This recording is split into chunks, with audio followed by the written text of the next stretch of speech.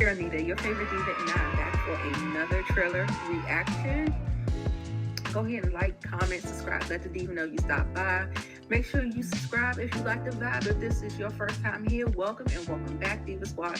You know we do. We're getting ready to get into this. And so I give it 3 out of 5 stars. It knew what it was, and it delivered just that. Doing a trailer reaction. And on Nita the Diva's channel. This is House of Dragons tonight. What's up, everybody? It's your girl Nita, your favorite diva, and I am back for another reaction video. Today we will be looking at Nick Cannon's interview on counsel culture with Dr. Cheyenne Bryant. If y'all don't remember, a couple of weeks ago he went viral. First I think Cam ended up going viral, and then there was some clips pulled out, and they were saying that Nick did an interview with her as well. And that's probably what sparked Cam to have his interview with Dr. Cheyenne on his podcast. But Nick went first. So in the vein of that, we're going to go first with Nick's interview. And then we'll tackle Cam's in doses, because his interview was like 2 hours and 30 odd minutes. So baby, I have to take Cam in doses. So we'll break that up in a 1 and a 2-parter. If you guys don't know, you don't see, can you see my merch? Oh no, you can't see it. My merch that I got from my girl, the Bell Perspective TV. A woman's place is in the House, the Senate, and the Oval Office.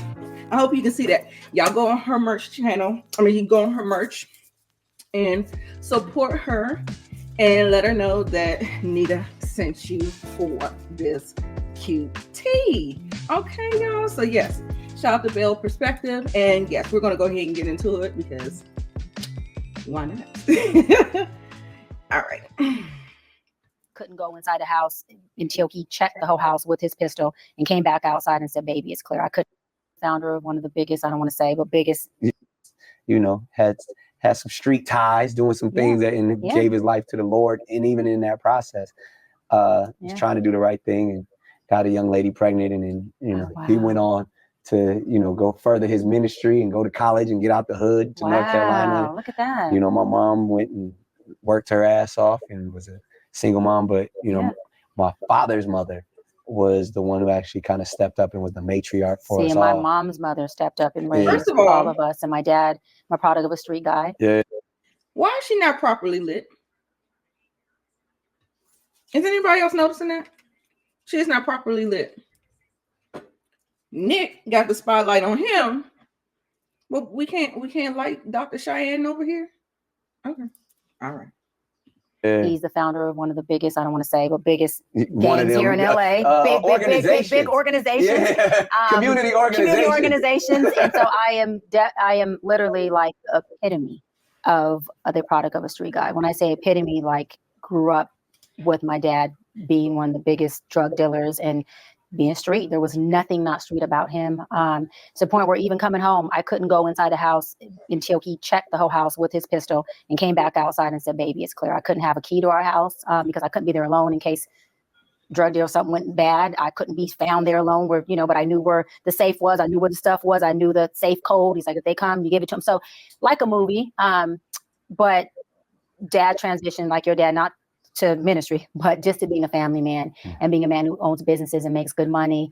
And so best friends was a dad, kind of how you're saying with your girls, where he put me up on game, told me, if you meet a man who looks, smells, thinks, has any resemblance of me, it's a no. Don't bring him home.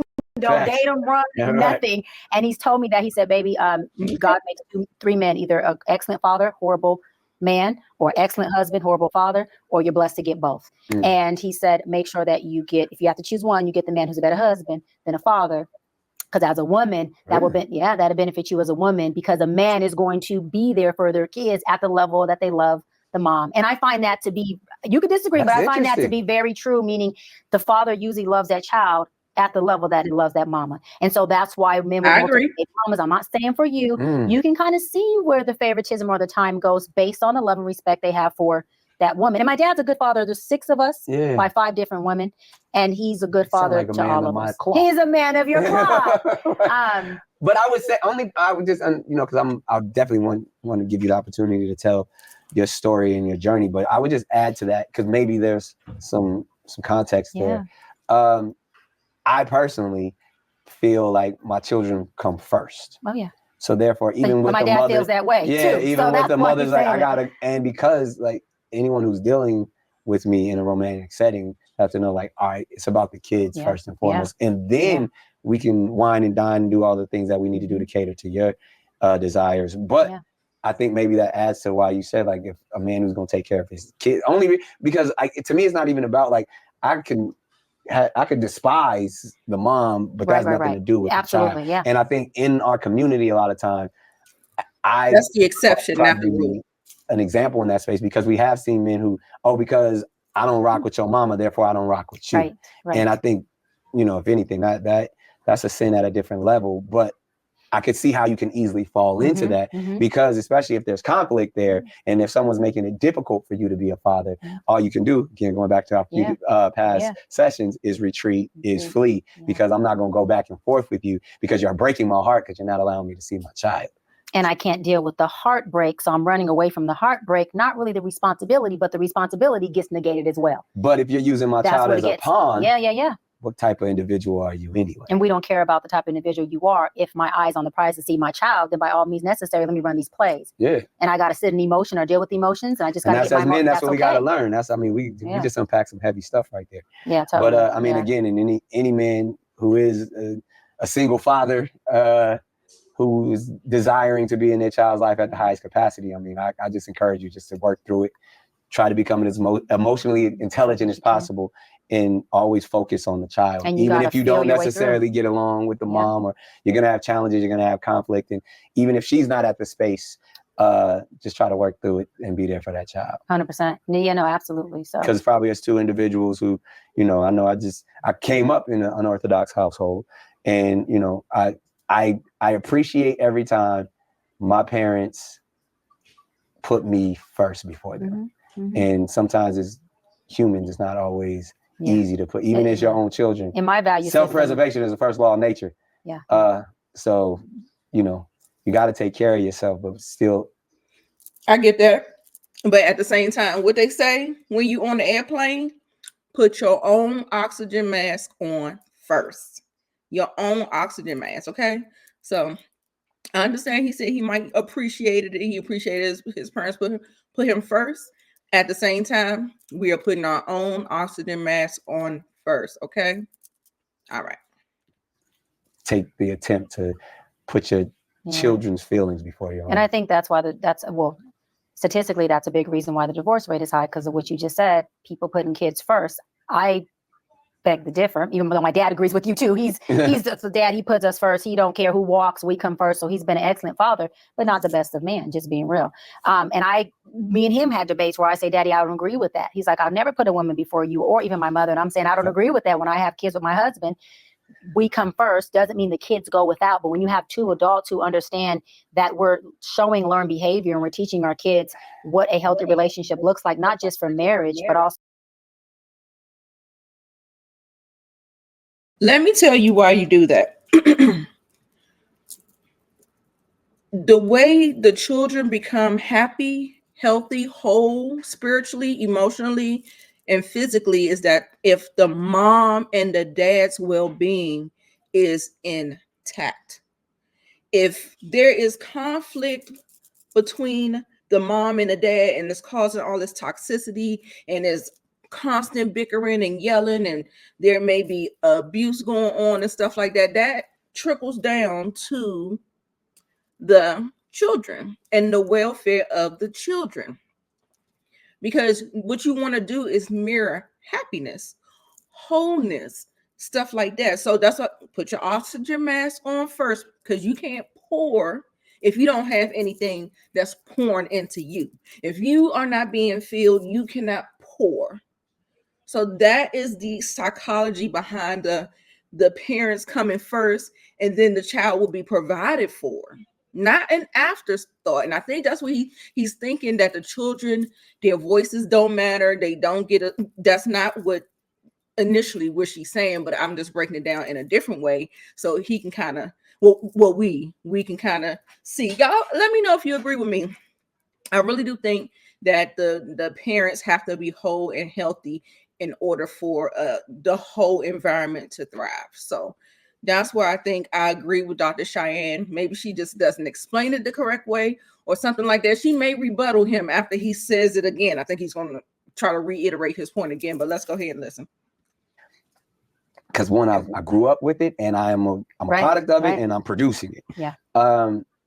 When an adult is saying, you know, mama got to live too. Mama need her man. Daddy gonna do his thing. I'll be back. When those mentalities are presented to a child, that's a different mentality. That's where abandonment issues that's not surface, and where a child feels like I'm not good enough in that sense because they made decisions for themselves before they made decisions for me. And children pick up on that at a very early age. So I much rather say, it ain't about your mama right now. I'm rocking with you. And say that to my child as much as possible, even if that hurts mama's feelings.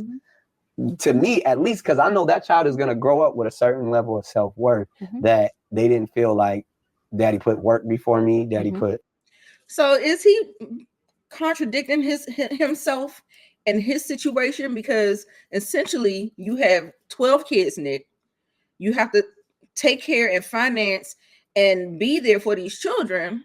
But essentially you're putting yourself and your needs, because you don't want to create a happy home with one person. We want to have all these kids all over the place. You're choosing your work. You could be creating abandonment issues, probably with all.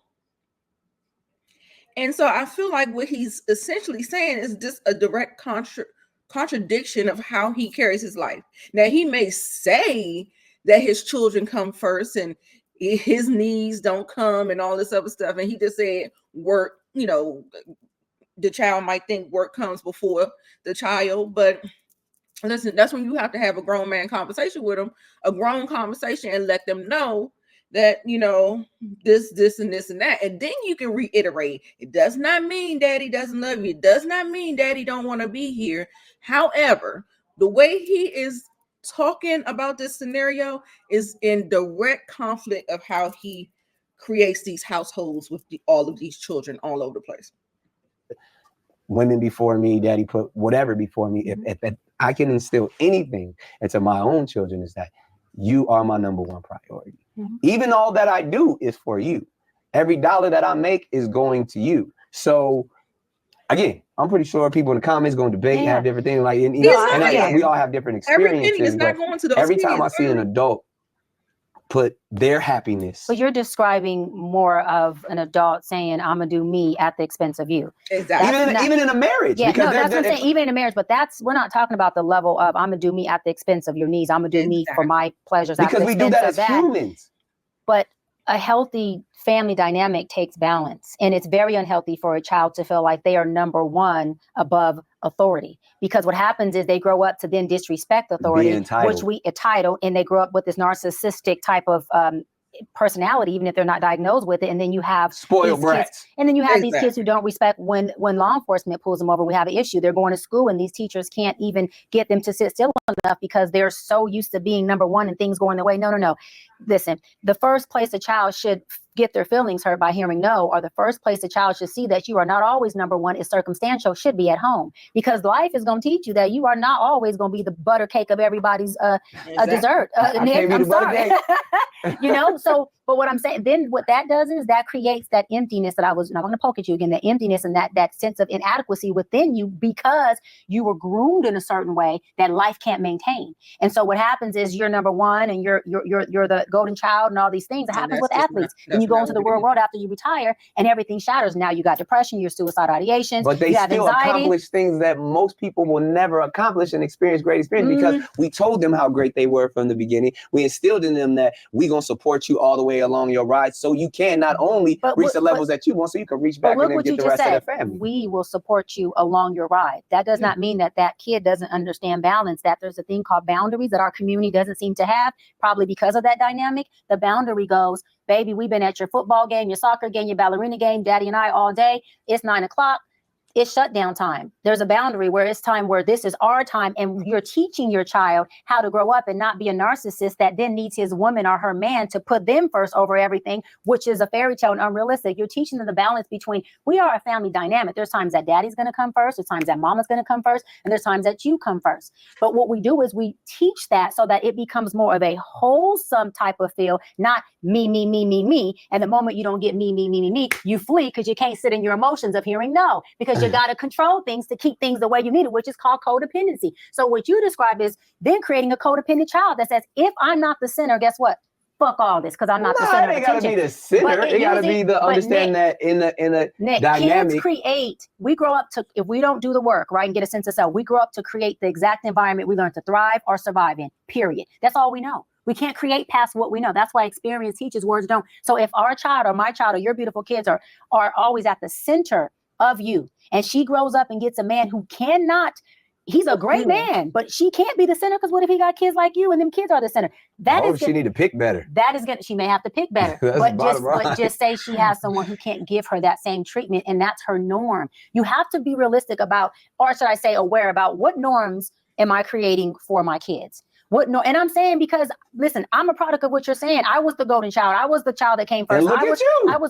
But I had to work through a lot of BS. But we all do. We all have challenges. We all come with some shit. And that's why even right now, we're discussing a very small percentage of people, because if we keep it a stack, we all done been through some shit. Oh yeah, all of us, yeah. And it only makes us stronger in that sense, to where when we know how to handle something, and adversity builds character in that sense. That's what I was going to say. It's more important for kids to see the family dynamic, whether it's together or not, process through things that may be uncomfortable for them as well, and get to a resolve collectively, than it is for them to be blinded with the fairy tale perspective or perception that's going to form that I'm always number one, or I'm usually number one. And so that's kind of how life is going to life with me, because that kid won't know how to process the reality of what life does. Even when you reach the pinnacle of life and you get titles and success and all that. Look, that uphill climb is a mug, boy. And that uphill climb will show you what you came from or what you built. And also it'll show you what environment you were put. I came from a very adverse environment. So that's why I was able to catapult, because I didn't know where I was running to. I knew I was running from, though. So I put them track shoes on. They're still on. You may see heels today, but them track shoes are never unlaced, because I'm still running from something, right? And I just happened to run into a lot of amazing opportunities and things and people and blessings and work and healing. I got blessed to run into that by default and by choice. But if a child, it's called God's favor. God's favor, baby. But we have to be very, very, very aware. From being in my field, of the norm we're creating for our babies, and of course it's better to be involved and cause whatever chaos you're going to cause than have children have daddy issues or mommy issues, meaning you're just not there at all. But I think you're going to have both. Yeah, you're going to have both. We all got daddy issues, we all got mama issues. But there's different levels to it, though, Nick. There's different levels to it. But at the end of the day, because I'm not a fan of Freud's perspective, is that it all comes from some reverting back to your childhood and some, because we need to stop making those excuses and blaming mama and daddy 100%. For who we are. 100%. You can sometimes blame mama and daddy for the cause, but you can't blame them for the effect. There you go. Or your choices later on once you become an adult. Once you understand, I went through some shit, but now I'm gonna. But that's why mental health therapy, coaching, psychologists, seeing that, going to it. I go to one myself as a doctor. Everyone needs to be in it, because it's not about us as a professional telling you your choices were right or wrong. It's about us helping you figure out the root of that choosing and the norm that you're in, and just drawing out a plan that works for where you want to be. Because a lot of people are still in the environment that they don't want to be in, because that's the childhood environment they've taken with them, and they keep recreating the same pathology. And they're going crazy in that. There's lack in that because the evolution hasn't taken place. And it's not because they don't want to evolve, Nick. It's because they don't have the effective tools to do so. Right. People who come in my session are not there saying, I always just wanted to be messed up. I don't want to evolve. No, they're saying, like, had I known this doc 5 years ago, I swear to God, I would have moved on it. Had I had this tool, I would have moved quicker. Had I knew this is what evolution looked like, I would have jumped a long time ago. Had I known I can jump without a life jacket, but I felt safe within myself, I would have been a professional jumper. Right. People just need to know How do I do it? And one thing we all want to know is that we're going to be okay when we do. Everybody just wants to be okay in whatever they're doing and wherever they go. Will I be okay? Right. Well, whether you there or you not, doc, will I be okay? Right. And they're only able to be okay when you teach people a sense of self, meaning who are you? How do you govern you? How do you manage, which is a better word for control, manage who you are? And how do you produce the experience you want? Because you don't create my experience. I do. I already came here with the experience I want. Right. You can't create that for me. You already came here with the experience you want. That's the self-mastery of knowing how to create that. And when you have that type of knowledge, you'll never be perfect, but you can somewhat try to create a norm for your child. But once they become adults like you and I did, they go and do what they're going to do anyways. So at that point, you've done what you can do. And if you're not in more of a polyamorous, like, relationship like you are, and you're more monogamous one-on-one, you're hoping that you put your partner first enough to where y'all still have a damn relationship and you guys can continue to lead by example to your grown children on what a healthy relationship looks like. And it's not perfection. Another thing is this whole toxicity and dysfunctional thing. And I'm leaving this person because they're toxic. You're going to be alone. Not you. I'm saying people, you're going to be by your damn self, because let me explain something to you. If you get someone who's not toxic, it's because they're not human. In every relationship, that's what I was saying in our first session. Yes, every relationship has some level of healthy dysfunction and some level of healthy toxicity. There's no way for you and I to cleave together without doing some of this bumping. Right. It's not going to work like that. So we have to be okay with doing this. But the only recipe to a long-term successful relationship is to never leave. To never leave. That's the only way you can get 30, 40 years. To never leave. Yeah. Because we're going to go through some things. And there's going to be a lot of things that I say, this is it. This is the non-negotiable, right? But if I really am in it to be in it forever, like from the beginning, before I meet a man, I'm saying when I commit, I'm just doing this forever. That means I'm signing up and forgiving you before you do any of the bullshit you may come with. And that's challenging, but that's what real commitment is. Commitment is I'm going to do what I said I was going to do, no matter how I feel. That goes back to what? Emotional intelligence. Right. Emotional intelligence is a nucleus to any healthy relationship. If I'm committing to you and you piss me off, I've committed to stay. So where am I going? Where am I going? Doesn't mean I can't take a break. Doesn't mean I can't take a pivot. I can't go to brunch. I can't meditate. Can I take a weekend of woosah? Listen, you know what I say, right? It's levels to this. So I hear you, Dr. Cheyenne. But honey, this conditional based on how you treat me. Not saying that we're not ever going to bump heads, but baby, no, I'm not staying for no abuse, no disrespect, no nothing like that. No servitude, no nothing like that. That's not what we're doing. So I just don't sign up. But that means I'm not leaving you. And as an abandoned woman, thank God I've evolved into a place of deeper than just not leaving you, meaning leaving the relationship. But I've also had to learn to not leave you in this emotion of distraught, because leaving you while you're in your emotion is the pit of abandonment. That's worse than me walking out and returning. I should be able to sit in this with you, upset or not upset, until our emotions do whatever they're going to do and we get back to baseline. Right. Because that is the epitome of deliverance. That's the epitome of commitment. Abandonment is, you know what? I can't deal with my emotions, so screw yours, I'm out of here. And when I feel I'm okay and I've regulated, because I don't know how to do it, I'll come back. But it's still an emotional roller coaster, and abandonment is an emotional roller coaster. What I need you to do is sit with me in this until if it take a day or 2 weeks or 5 hours, don't leave me in my pain. Even if you're just my friend, no, sit with me in this. Now, if you got to go to work, that's it. Baby, I got to go to work. But when I get back, let's continue to process this. But like you said, if it's an emotional intelligence scenario, at some point, if I've tried to reason with you and you're still irate, right, or you're still non-compromising, I got to let you sit in that and let you have that. And then hopefully on another occasion, we can find some resolve. There you go. But you also have to, if it's someone you're already in a relationship with and say you have already grown and evolved into your emotional intelligence and they're just not there yet, then of course you kind of have to just wait it out, do a little deliverance, wait it out, do a little deliverance, do what's best for you. But when you are, say, a person who's single or dating, you're not already in something that has been chaotic and there's some division and you're trying to atone or get that stuff to be jailed back, as a single person, you're learned, because I've learned when I was very hostile and I'm coming with it. Like I said, we come with who we are. Don't nobody give us nothing. So when I was already ready to come with it, I met men who gave me the reason to come with it. Now that I'm in a place where I'm like, not that I'm not going there with you because I have to try.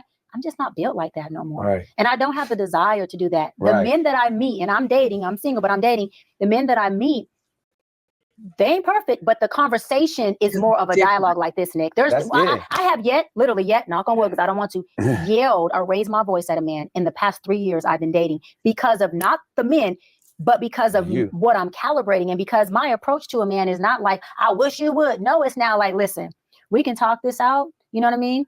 Or we don't have to. But I'm not going to do this with you. And I very much, I think you can tell by my personality, I very much stand on my square, and I very much stand on business. So I don't have to emasculate you for you to know I stand on business, because more men have said, damn, you ain't no joke, by me saying, listen, do we want to have resolve right now? Yeah. Because I'm not about to do this with you. And you'll see a man's whole everything. I'm shift like who? Yeah. Who the hell is she? Like, what just happened? Right. Listen, you cannot argue with somebody if you're not arguing with them. So if you completely take arguments off the table, there's nothing to argue about. You'll be arguing by your damn self, and then eventually they'll think they'll look stupid. Okay?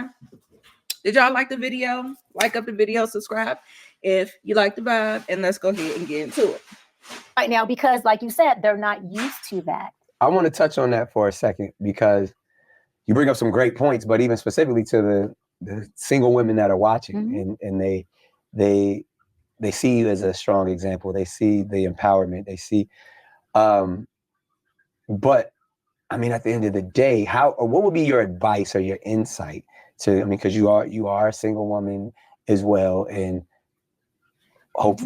is the desire to get married eventually? It is. I'm in my choosing. I said 4 or 5 months ago, I said, okay, God, I'm in my choosing stage. I'm not gonna call up another wedding, because the commitment in me is different. So, and you had, like you said, you've had plans that did not go as I called off 2 engagements and 2 weddings, and 2 separate times. So that's 4. 2 separate times. Damn. Yeah, 2 separate times. All right. So you know what you want. You're gonna get what you want when you want it. What is your insight and advice to finding this husband out there? I think it's to be completely open. I think it's enough.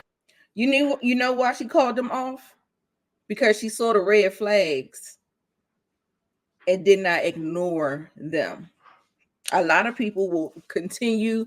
I've invested all this stuff. I done bought the hotel, all the things. I got the deposit on the cake and all that other stuff. And somehow, some way, on that way to that wedding day, a red flag popped up, and she had to make a choice whether or not it was make it or break it.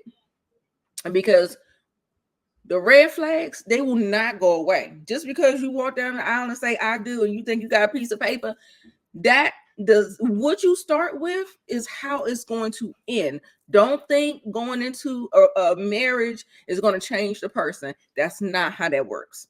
Not how that works. Not be a stiff blade of grass. A stiff blade of grass, I say it in my book, Mental Detox, is a dying blade of grass. Meaning you have to not personalize life, but you have to live life.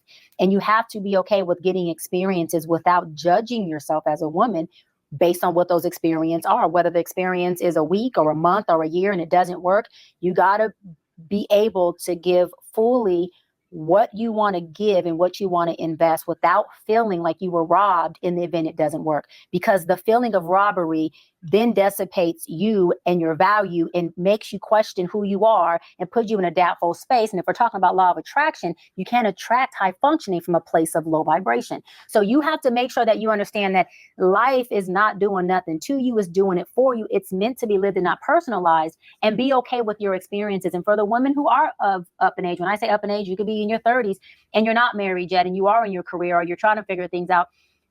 Make your self-talk question not be, why am I not married yet? Let your self-talk question and dialogue be, I'm proud of myself that I didn't choose out of despair, that I allowed myself as a woman to choose on my terms, on my time, and when I felt like it. Because when you do it like that, then it's more apt to work. So take your time and do you, and don't personalize it, because you have a lot of people who already been married a few times. That could easily be you. But for the people who have been married a few times and do have kids and they're co-parenting, I would say that number 1, 2, get your emotional intelligence up. If you don't have a therapist and you can't afford it, read books on it. YouTube has free videos on emotional intelligence. And the best way to implement knowledge, because knowledge is not power, the implementation of knowledge is power, is to go out there and experience it. So for like myself, I had to date and get into conflict with men so that I can use my emotional intelligence tool. And I remember when I first started trying to use it, I'm like, damn, I totally messed that up. I blew that. Like I totally blew that, right? I didn't mean to emasculate him, but damn, I didn't mean to come off that straw. I blew that up. But now it's to the point where it's on autopilot. Yeah. And I know the dialogue and I know the level of relationship I want. And then too, don't knock yourself for showing up in ways that go against your ideology. Right. And be open to dating someone who is outside of your norm of what you think he should be, because what you think he should be is based on what you've already experienced. Yeah. And if what you experience is what you want, baby, go back. Yeah. But if not, be open to it. And let yourself be full woman, full feminine, full that. You don't, I always say I'm hybrid, meaning I'm alpha submissive, because I'm definitely alpha, but I'm definitely submissive. And I couldn't be with a man that I couldn't be submissive with. Like if my alpha is always in prone with you, then I like submitting. I like loving on you. You hit exactly where I want to go. So in this, because even in the way you conduct yourself, even the intellect and the wisdom that you possess, it comes off very alpha. And probably is intimidating to a lot of men. And then so either you find yourself being combative with another alpha, or you find yourself overtaking a man that can't match that energy. I love that. I love that you said that. My last fiance was epitome of alpha, just alpha, no beta, alpha. And it actually showed me submissive sides of me that I didn't know exist, that I fell in love with. And so when you're with an alpha who's a true alpha, there is safety there.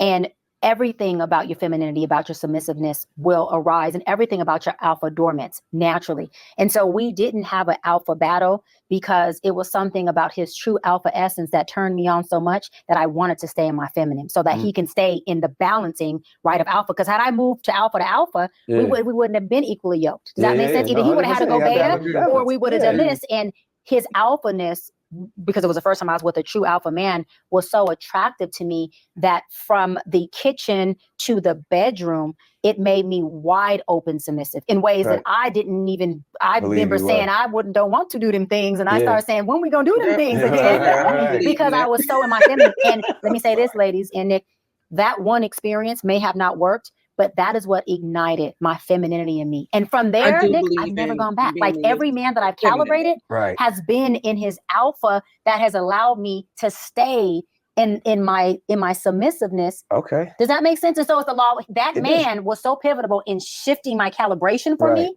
that even though it didn't work, that was a blessing in itself. There it is. Okay. So as we wrap up, get into your business just a little bit, if you don't mind. Yeah. Because I mean, you're sharing a lot. You already done beat me up for like session after session. So as transparent and as candid as you would like to be, you said like literally there's been 4 times that you almost went down the altar. I almost went down. Yeah. Well, taking the long walk. I'm making that long haul. Why hasn't it worked? And whose fault is it? Because you've been talking about accountability. Yep. You've been talking about high functioning, and you literally told me that I'm probably in my situation because the type of high functioning and low functioning people I'm choosing. Yep. Why hasn't it worked for you? Because for the first few, I was low functioning and I was still in my healing journey. And so I law of attracted low functioning. And in the first, you're saying that happened all 4 or just the first? The first, I would say like the first 2 or 3, definitely low functioning of myself. So when you say that, because I want you to break that down, like what were you desiring? How were you low functioning that found things that where you thought this was your match, this was your person, and then it still didn't go through because you were low functioning? I take accountability. It was my fault because I knew all of them were not my person from the beginning. So, and there is a person, there's one person out there for you? I don't think there's one person. I think that there's many people that are for everyone. I think that it's just so you're a type of person, you're a person that's on your frequency. The type of person that you feel I want to do this with you forever. I think that's your person. If that happens 4 or 5 times, that's amazing. You know, for me, I knew that I didn't want to do any of them forever. Not because they weren't great men. I knew subconsciously that I was choosing because they were what I needed for that season. And I, got caught up in, we're here. This man is amazing, faithful as hell, loves me, takes full care of me, even though I'm in my own professional field. And so I learned not to thrive, but to survive in that. And because I'm a little girl who grew up surviving and not thriving, I didn't understand what thriving was yet. And so I allowed my survival mechanism and my lack of sense of self, right, and my brokenness to choose what it needed there. And because it chose something that allowed me to stay broken, I stayed longer. Does that make sense? Because what they were feeding me, which was allowing me to be toxic, allowing me to be dysfunctional in that relationship, and even allowing me sometimes to be abusive, even if it was verbally in that relationship, without fleeing, because these men were not fleers, without fleeing or at least saying, hold on, this is not cool. We got to figure this out. It was just, I love you. And like you were saying about these babies being number one, you can run amok and I'm going to be right here for the muck 2 or 3. Mm-hmm. That may be what we want coming from abandoned little control freaks, but that ain't what we need. And so when I had that, all it did was inflame the dysfunction that I was. Right. Luckily, I was able to look in the mirror and say, hold on, I'm looking at all this inflammation. I don't want this with me and my husband. I don't want this for my kids. I don't want this for me as a woman. I don't want this for my other relationships. And then when I pulled out other relationships, I ended up doing a lot of looking at myself. So over this 4 years I've been single, I have said no before the ring. I've said no at the conversation of, I would love to marry you. I didn't say no bluntly, but I said, look, that's not something I'm ready for now. Right. Maybe we could take a little slow. But in 4 years, and I say this with all humility, I promise all humility, whatever it is that I calibrate, whatever it is in me, whatever daddy issues my father made sure I did not have. Right. There's something about me, I'm not joking, that calibrates really good men who are ready to get married. And so this is why I say it's not their fault, because these men wasn't no infidelity. Right. These men they weren't beating on me. Yeah. I attract good men, but I wasn't in the space of being ready to marry them because I needed them to be good. You gotta heal. Like you talking but about, I needed them to be good. But I needed them to be good for me, Nick, because I needed something good to be reflected on me, if that makes sense, for my healing journey. Right. And so once I was able to see that, I'm able to go into, okay, this is what I know I need to do. And there's a lot of checkmating of myself. There's a lot of ways I refuse to ever show up with a man. There's a lot of alpha things that I would never say or do with a man because of me calling off and because of those men being amazing enough to stick through my BS and let me run amok. But they were, say it again with all respect, they were like buffers. And it's not in a bad way. I'm saying they were those buffers that were just sturdy oaks. And from an abandoned little girl, what do you think we need most? We need someone who's going to be a sturdy oak. You never leave. Yeah. You never leave, no matter what I put you through. Right? No matter how toxic I am, you ain't gonna leave. No matter how many times I flee, you ain't gonna leave.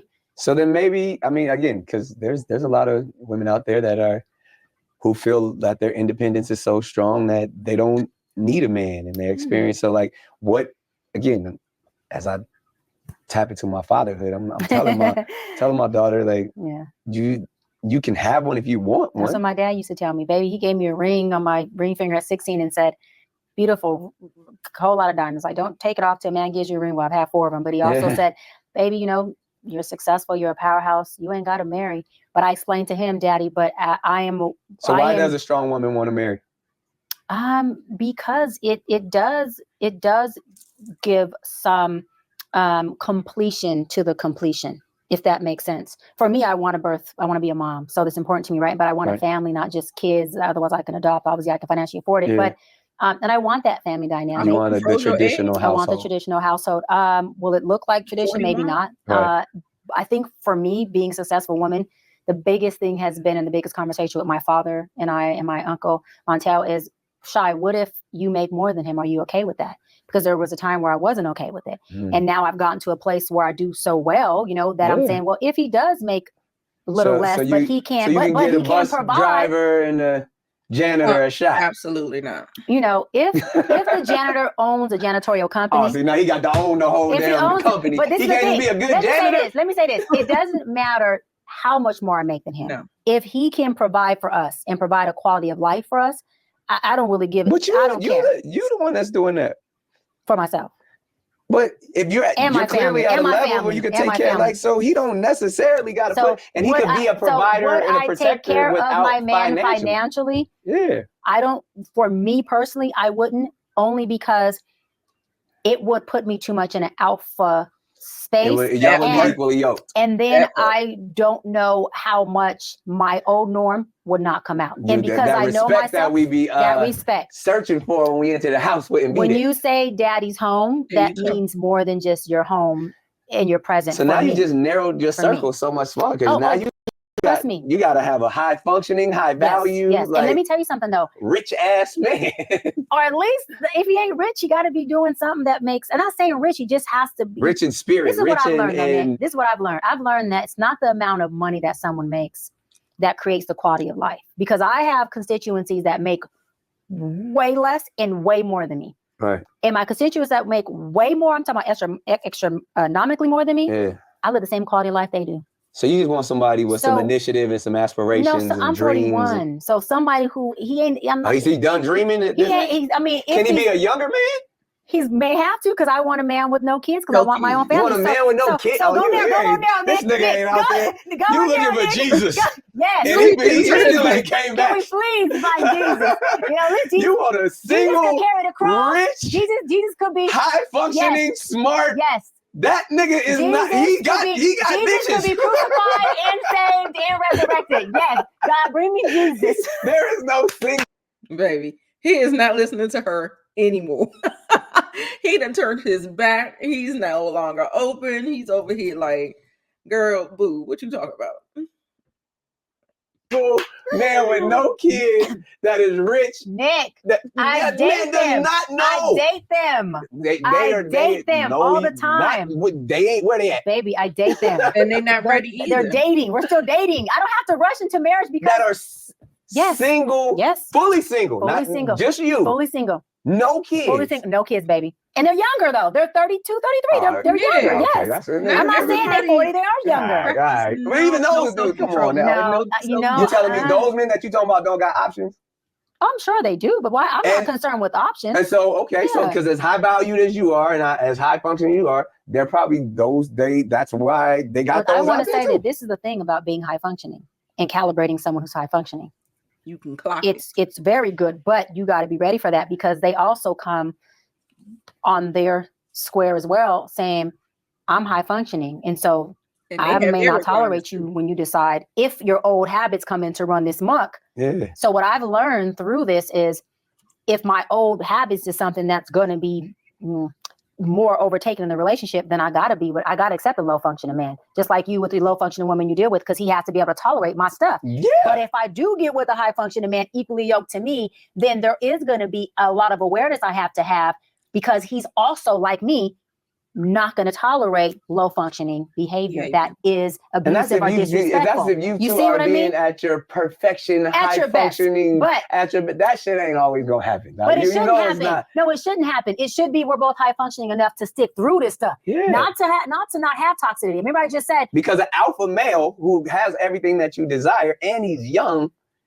he gonna act out of ego. He's gonna act out of certain. 100%. His emotional intelligence isn't all the way there yet. You're right. Yeah. So you're right. And in that, you're gonna have to put up with some shit. You're right. And therefore, absolutely. I mean, I wish you the best. But that's where the maturity of we're gonna go through some dysfunction, and it's not about the dysfunction. It's about us sticking through it to get to the promised land. The promised land comes over and over and over again. It's not one landing. I'm not disagreeing. When you flee and come back and you guys get to a resolve, that's the promised land. And then when it happens again, you're out the promised land. And then you're working to get back. So that's called a relationship. All a relationship is how do we get back to our square together and get us off of our own squares? How do we get back to this one square?